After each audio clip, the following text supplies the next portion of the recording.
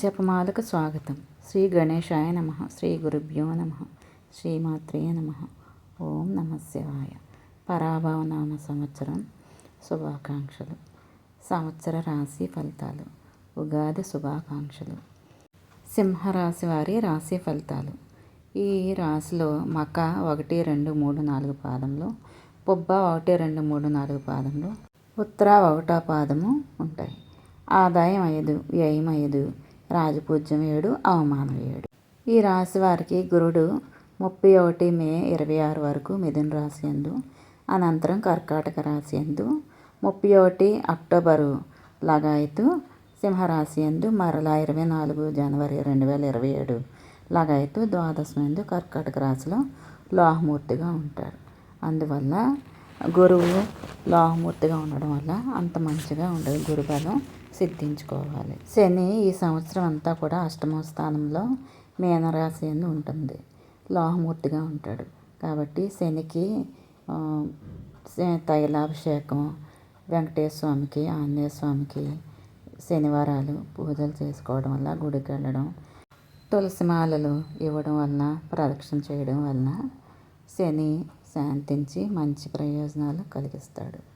రాహు సంవత్సరాది లగాయతు కుంభరాశి యందు 5 డిసెంబరు 26 లగాయతు షష్ఠ స్థానం మకరం యందు సువర్ణమూర్తిగా ఉన్నాడు. ఈ రాశి వారికి రాహు బలం బాగుంది.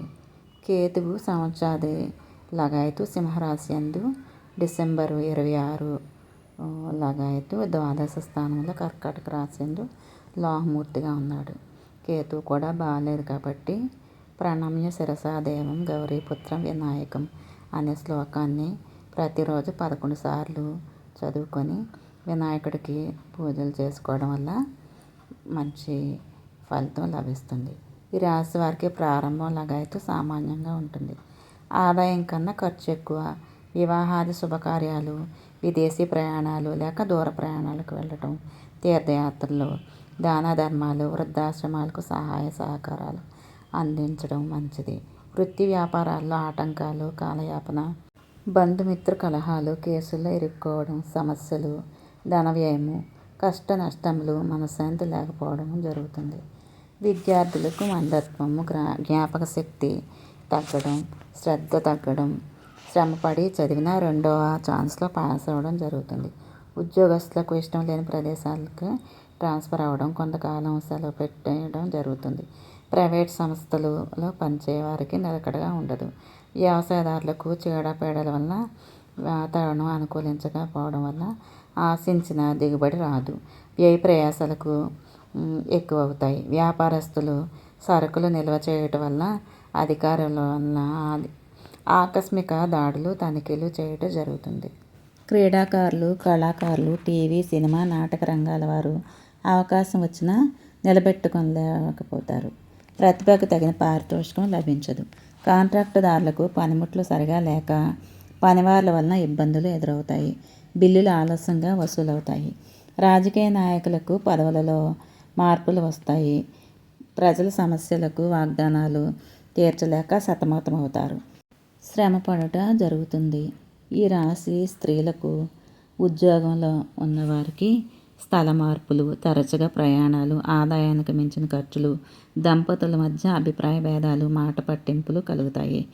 ఆరోగ్య విషయంలోనే మనశ్శాంతి లేకుండా ఉంటుంది. దైవారాధన, తీర్థయాత్రలు చేయడం మంచిది. మకా నక్షత్రం వారికి March, June, July, October, November 2027 ఫిబ్రవరి, మార్చి నెలలు అన్ని విధాలా బాగుంటుంది. వీరు జాతి వైడూర్యం అంటే పిల్లి కన్నురాయి ఎడమ చేతి చిటికెన వేలుకి ఉంగరంగా ధరించాలి. గ్రహశాంతికి మంగళవారం రోజున కేజీ ఉలవలు దానం చేయాలి. అదృష్ట సంఖ్యలు 2, 3, 4, 5. ఆదివారం, బుధవారం, గురువారం అదృష్టవారములు. పుబ్బ నక్షత్రం వారికి March, June, July, August, November, December 2027 March నెల అన్ని విధాలా బాగుంటుంది. వీరు జాతి వజ్రం కుడి చేతి చూపుడు వేలుకు ఉంగరంగా ధరించాలి. గ్రహశాంతికి శుక్రవారం కేజీ బొబ్బర్లు దానం ఇవ్వాలి. అదృష్ట సంఖ్యలు 3, 5, 6, 7. బుధ, శుక్ర, శనివారాలు అదృష్టవారాలు. ఉత్తర 1వ పాదం వారికి March, April, July, August, November, December 2027 March నెల అన్ని విధాలా బాగుంటుంది. వీరికి జాతి కెంపు కుడి చేతి ఉంగరం వేలుకు ఉంగరంలో ధరించాలి. గ్రహశాంతికి ఆదివారం రోజున కేజీ గోధుమలు దానం ఇవ్వాలి. 3, 4, 5, 9 అదృష్ట సంఖ్యలు. బుధ, శుక్ర, శనివారాలు అదృష్టవారాలు. ఈ రాశి వారికి శని, కేతువులకు జపదానాలు, తైలాభిషేకాలు, నువ్వులు, ఉలవలు దానం ఇవ్వాలి. శని, వెంకటేశ్వర, ఆంజనేయ, సుబ్రహ్మణ్య క్షేత్రాలు దర్శించడం, పూజించడం, అయ్యప్ప స్వామిని ఆరాధించడం, మృత్యుంజయ మంత్రాన్ని, మార్కండేయ చరిత్ర, సావిత్రి, సత్యవంతుల కథను పఠించాలి. ఓం క్లీం బ్రహ్మణే జగదాధారాయ నమః అనే మంత్రాన్ని పఠించాలి. పంచముఖ రుద్రాక్ష స్ఫటికమాల ధరించడం మంచిది. ఈ రాశి వారికి శుభప్రదమైన రంగులు ఎరుపు, పచ్చ, పసుపు. అదృష్ట రత్నములు కెంపు. అదృష్ట సంఖ్య 1. సింహరాశి వారికి మాస ఫలితాలు. చైత్రమాసం చెడు వార్తలు వినడం, అన్నదమ్ముల అధికారులతోనూ విరోధములు, ఇతరుల వలన మాట పట్టింపు, అపనిందలు, అజీర్ణ వ్యాధి, అనారోగ్యం, కొట్లాటలు, ఆయుధ భయము, శత్రుబాధలు. వైశాఖ మాసం కష్టం మీద పనులు నెరవేరుతాయి. ఏ పని చేసినా లాభ నష్టాలు సమానంగా ఉంటాయి. తప్పు చేయకపోయినా శిక్ష అనుభవించడం, తండ్రి గారికి అనారోగ్యం, ధన వ్యయము. అధిక జ్యేష్ఠ తలంచిన కార్యాలు నెరవేరటం, రాజకీయ వ్యవహారాల యందు జయము, దీర్ఘ రోగాలు నయమవుతాయి.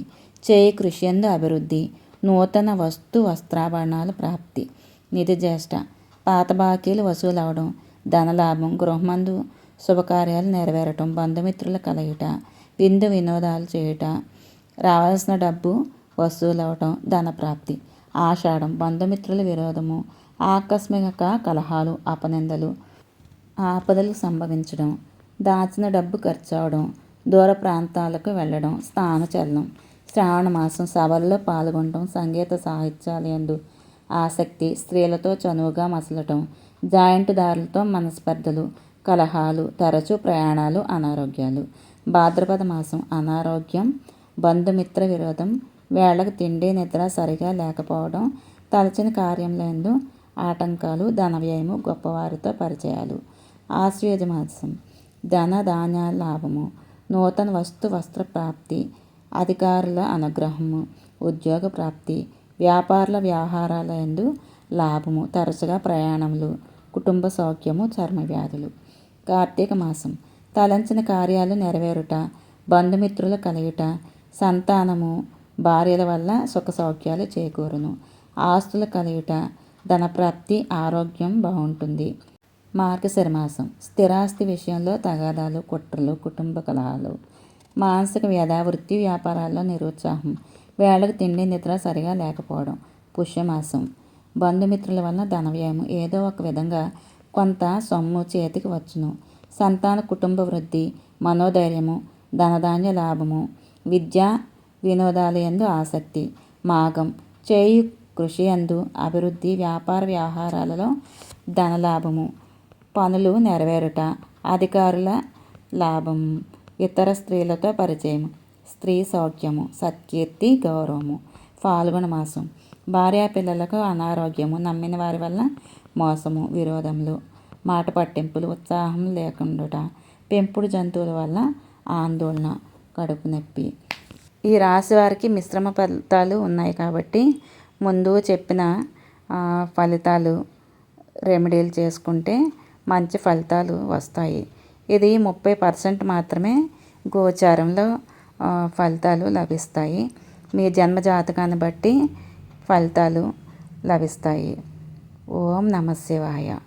ఈ రాశివారు నవగ్రహాలకి ప్రదక్షిణలు చేయడం, నవధాన్యాలు పక్షులకి, ఆవులకి వేయడము, కుక్కలకి, పిల్లులకి, అలాగే పేదవారికి కూడా అన్నదానం, వస్త్రదానం, అలాగే కష్టాల్లోని బాధల్లోనే ఉన్న వాళ్ళకి సహకారం చేయడం, ఇవన్నీ చేస్తూ ఉంటే గ్రహ దోషాలు తొలగిపోయి సుఖంగా ఉంటారు.